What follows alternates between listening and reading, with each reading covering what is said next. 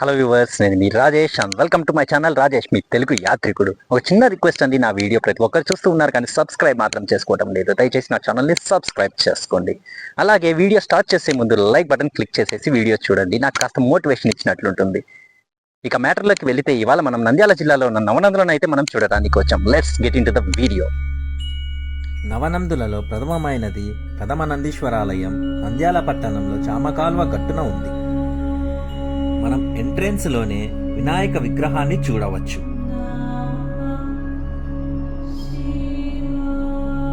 ఇంకొంచెం ముందుకు వెళితే ధ్వజస్తంభాన్ని కూడా చూడవచ్చు.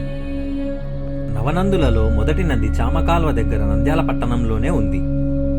శివాలయానికి ఎదురుగా మనం నందీశ్వరుణ్ణి చూడవచ్చు.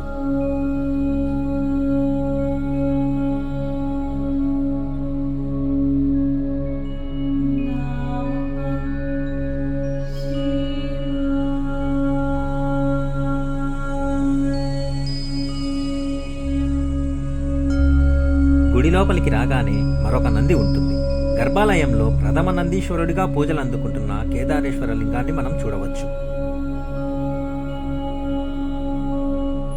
గర్భగుడిలో నుంచి బయటికి రాగానే మనం వినాయకుడి విగ్రహాన్ని చూడవచ్చు.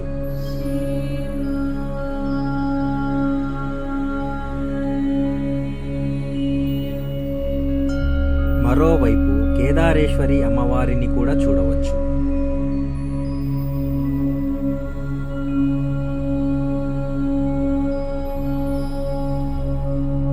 ఇక్కడ మనం వెంకటేశ్వర స్వామిని కూడా దర్శనం చేసుకోవచ్చు.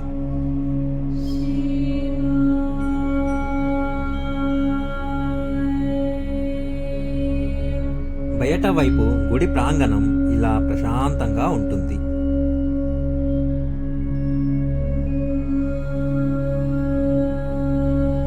నవనందులలో రెండవ నంది నాగనంది.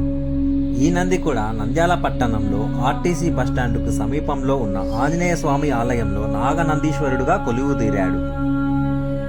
కోదండ రామాలయంగా ప్రసిద్ధి చెందిన ఈ ఆలయం పురాతనమైనది. గుడి ఎంట్రెన్స్ ఇలా ఉంటుంది. పదండి లోపలికి వెళ్దాం.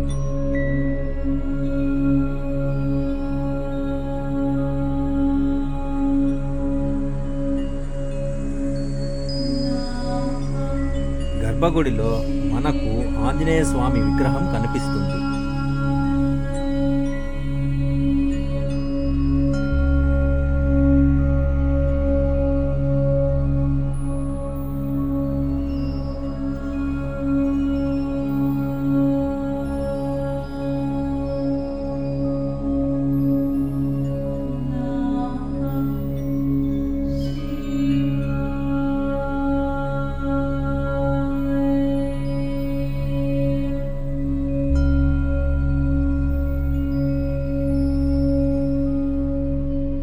కుడివైపు భాగంలో నాగనంది అయితే మనం చూడవచ్చు. ఇది రెండవ నంది.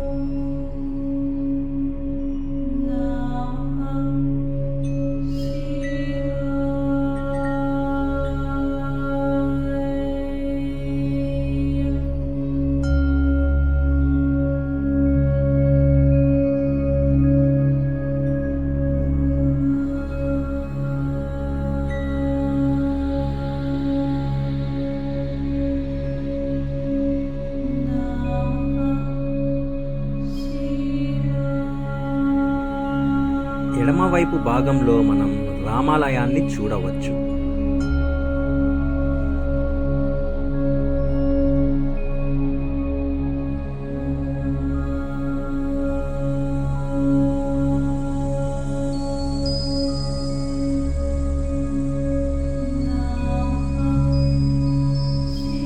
ఇక్కడ మనం నాగమ్మ విగ్రహాలు అలాగే జమ్మి వృక్షాన్ని చూడవచ్చు.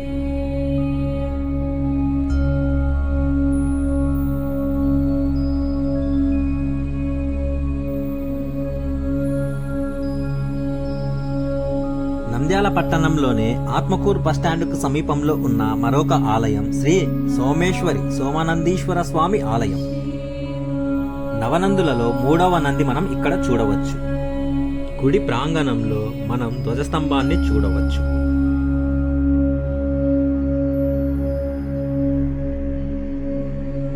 చంద్రుడు ఇక్కడ మహేశ్వర లింగాన్ని ప్రతిష్ఠించడం వల్ల ఈ లింగానికి సోమనందీశ్వర లింగం అని పేరు వచ్చింది.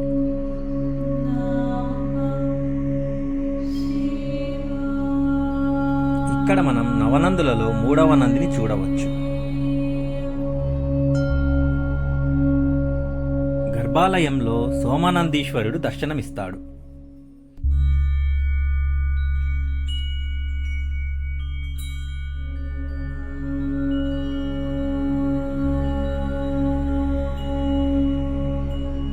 ఇక్కడ మనం సోమేశ్వరీ దేవి దర్శనం కూడా చేసుకోవచ్చు.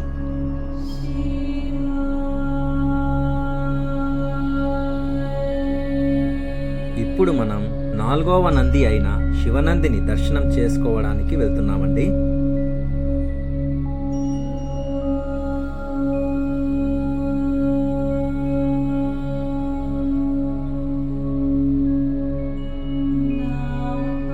ఈ శివనంది క్షేత్రం నంద్యాలకు 15 కిలోమీటర్ల దూరంలో ఉంది. అయితే ఈ నవనందులలో ఈ శివనంది విశేషంగా పేరుగాంచింది.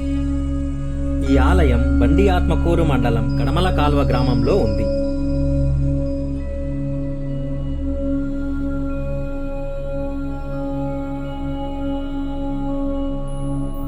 విశాల ప్రాంగణంలో ప్రశాంత వాతావరణంలో ఈ ఆలయం చాలా అద్భుతంగా ఉందండి.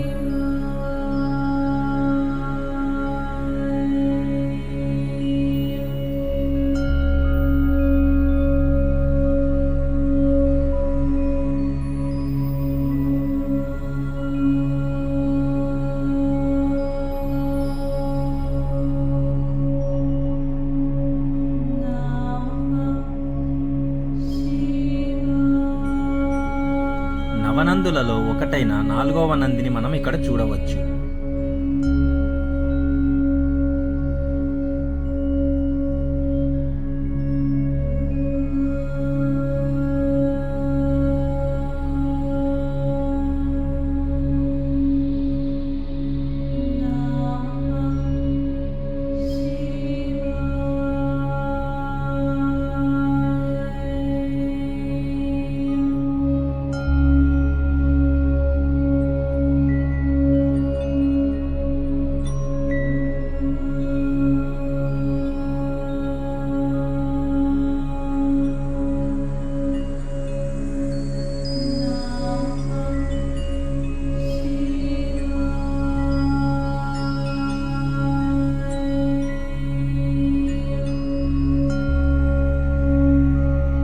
ఇక చరిత్రలోకి వెళితే ఇక్కడ మనకు పైభాగాన నాగబంధనం అనేది కనిపిస్తుంది.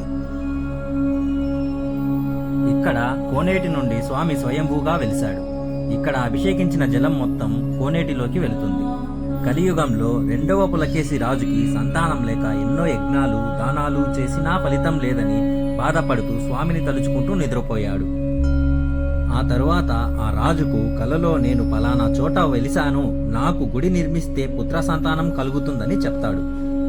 మరుసటి రోజు ఇదంతా నిజమేనా అని అరణ్యంలో వెతుకుతూ ఉండగా ఒకనాడు కోనేటిలో వెలిసిన స్వామిని చూసి నాకు వచ్చిన కళ నిజమేనని అక్కడ స్వామివారికి పూజ చేసి సంకల్పం చేసుకుని తిరిగి రాజ్యానికి చేరుకుంటాడు. కొంతకాలానికి ఆ రాజుకి పుత్ర సంతానం కలుగుతుంది. ఆ పుత్ర సంతానమే చాళుక్య మహారాజు. 6వ శతాబ్దంలో పులకేశి రాజు ఈ గుడి నిర్మాణాన్ని చేపట్టారు. ఇందాక మనం నాగబంధనం చూశాం కదా, ప్రతి శివరాత్రికి 5 పడగల నాగేంద్రుడు శివుని విగ్రహానికి పడగ విప్పి నిలబడుతాడు అని ప్రశస్తి.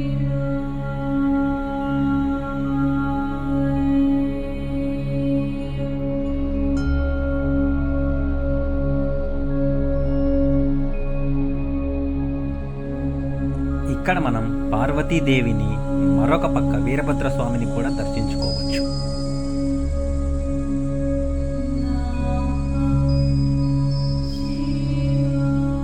ద్వాపర యుగంలో పాండవులు అరణ్యవాసానికి వచ్చినప్పుడు వాళ్ళు కోరిన కోరికలు నెరవేరిన తరువాత ఆలయ ప్రాంగణంలో బయట వైపున ఒక్కొక్కరు ఒక్కొక్క శివలింగాన్ని ప్రతిష్ఠించారు.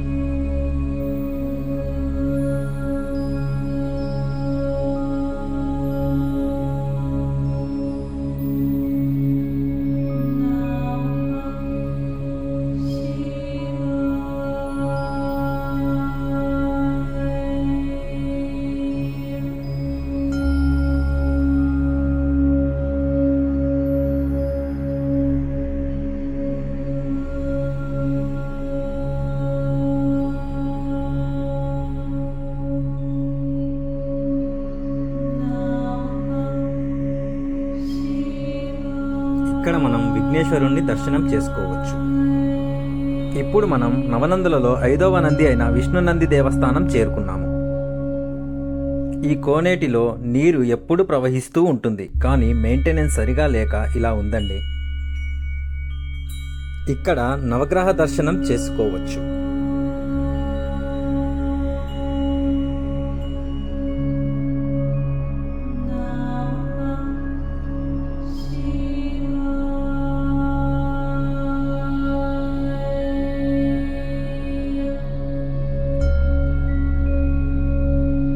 ఇక్కడ నవనందులలో 5వ నంది అయిన కృష్ణ నందిని మనం చూసుకోవచ్చు.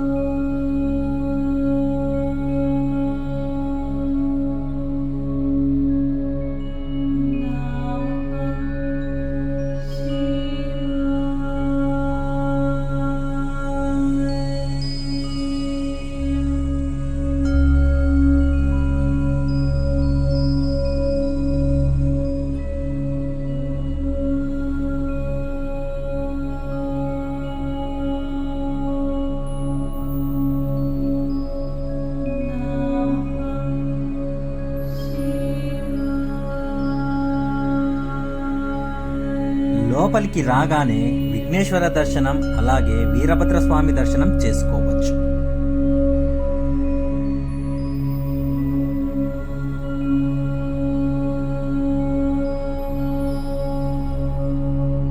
చరిత్రలోకి వెళితే గర్భగుడిలో సాక్షాత్తు విష్ణుమూర్తే ఇక్కడ ఈ శివలింగాన్ని ప్రతిష్ఠించాడని ఇక్కడ స్థానికులు చెబుతున్నారు. ఈ కారణంగానే ఈ నందికి విష్ణు నంది అని పేరు వచ్చింది. గర్భాలయంలో విష్ణు నందీశ్వరుడు లింగ రూపంలో దర్శనమిస్తాడు. ఈ విష్ణు నందీశ్వరుడి దర్శనం పూర్వజన్మ పుణ్యఫలంగా భక్తులు భావిస్తారు.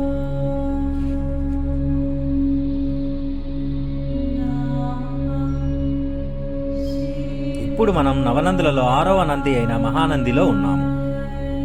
ఇక్కడ కనిపిస్తున్న నంది మహానంది క్షేత్రంలోనే స్పెషల్ అట్రాక్షన్ గా నిలిచింది. ఈ మహానంది నంద్యాల జిల్లాకి 14 కిలోమీటర్ల దూరంలో ఉంది. పూర్వం ఒక ఋషి నల్లమల కొండల్లో చిన్న ఆశ్రమం ఏర్పాటు చేసుకుని కుటుంబంతో జీవించేవాడు. అతడు శిలాభక్షకుడై శివభక్తుడిగా జీవించసాగాడు. అందువలన అతడిని అందరూ శిలాదుడు అని పిలిచేవారు. అతడి భార్య తమకు దైవ ప్రసాదంగా ఒక కుమారుడు ఉంటే బాగుంటుంది అని ఆకాంక్షించగా ఆమె కోరిక తీర్చడానికి శిలాదుడు ఆ పరమేశ్వరుడిని గురించి అత్యంత నిష్ఠతో తపస్సు ప్రారంభించాడు. అతని భక్తికి మెచ్చిన మహేశ్వరుడు అతని చుట్టూ పుట్టగా వృద్ధి చెందాడు. ఇంకొన్నాళ్ల ఘోర తపస్సు అనంతరం శివుడు ప్రత్యక్షమై కావాల్సిన వరాలు కోరుకోమని అన్నాడు. దేవాది దేవుణ్ణి చూసిన ఆనందంలో శిలాద మహర్షి భార్య కోరిన కోరికను మర్చిపోయాడు. మహదేవా, నీ దర్శన భాగ్యం లభించింది, ఇంతకన్నా నాకు ఏం కావాలి, నిరంతరం నన్ను అనుగ్రహించు తండ్రి అని వేడుకున్నాడు. అయితే పరమశివుడు మహర్షి మరిచిన భార్య ఆకాంక్షను గుర్తుంచుకొని మీ దంపతుల కోరిక సిద్ధించుగాక అని దీవించి వెళ్లిపోయాడు. ఆ మేరకు పుట్ట నుంచి ఒక బాలుడు జన్మించాడు. శిలాదుడు వెంటనే భార్యను పిలిచి, ఇదిగో నీవు కోరిన ఈశ్వర వరప్రసాది అంటూ ఆ బాలుడిని అప్పగించాడు. వారు ఆ బిడ్డకు మహానందుడు అనే పేరు పెట్టారు. అనంతరం మహానందుడు ఉపనయనం అయ్యాక గురువుల దగ్గర అన్ని విద్యలు నేర్చాడు. తల్లిదండ్రుల అనుమతితో శివుని గురించి తపస్సు చేశాడు. అతని దీక్షకు మెచ్చి శివుడు పార్వతీదేవితో సహా ప్రత్యక్షమై వరం కోరుకోమని అడుగగా, నన్ను నీ వాహనంగా చేసుకో అని కోరాడు. అలాగే అని వరమిచ్చాడు. తాను ఇక్కడ నవనందులలో లింగరూపుడిగా ఉంటానని వరం అనుగ్రహించాడు.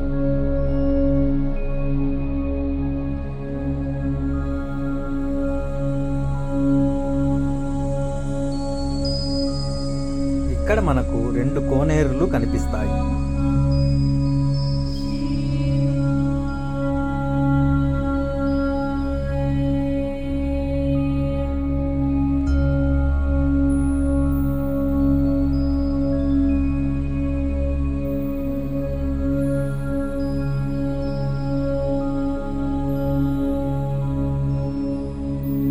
లోపలి వైపున మనకు మరొక కోనేరు కూడా ఉంటుంది. మొబైల్స్ అలో లేదు కనుక ఇంతకు మించి మీకు చూపించలేకపోతున్నాను. మహానందీశ్వరుడిని దర్శనం చేసుకుని కుడివైపుకు రాగానే మనం వినాయక నందీశ్వరుణ్ణి దర్శనం చేసుకోవచ్చు.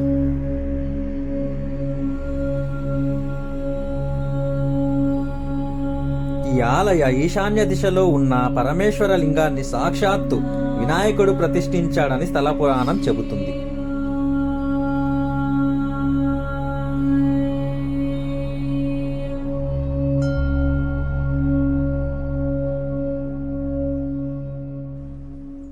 మహానంది క్షేత్రానికి బయటి వైపున మహానందిలోనే గరుడ నంది మనకు కనిపిస్తుంది.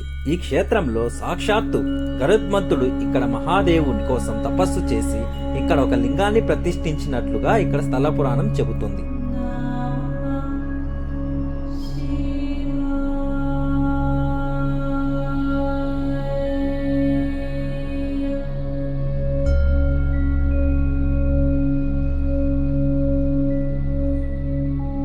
ఇక్కడ మనకు మరొక స్పెషల్ అట్రాక్షన్ గా నంది దర్శనం ఇస్తుంది.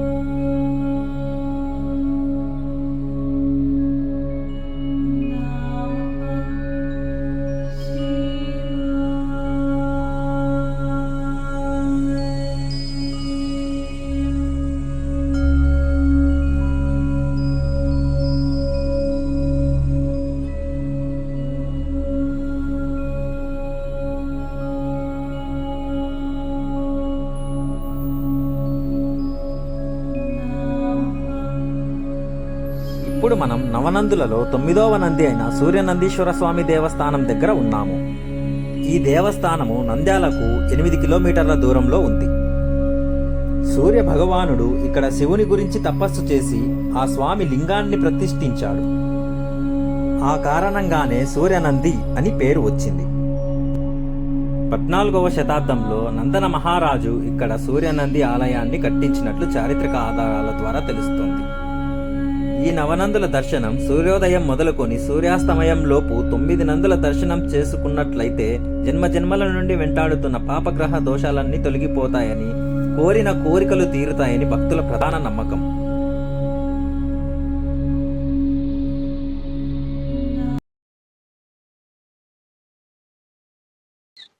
నా ఈ కంటెంట్ మీకు నచ్చినట్లయితే don't forget to like, share, subscribe. Next వీడియోలో మళ్ళీ కలుద్దాం. Until then bye by.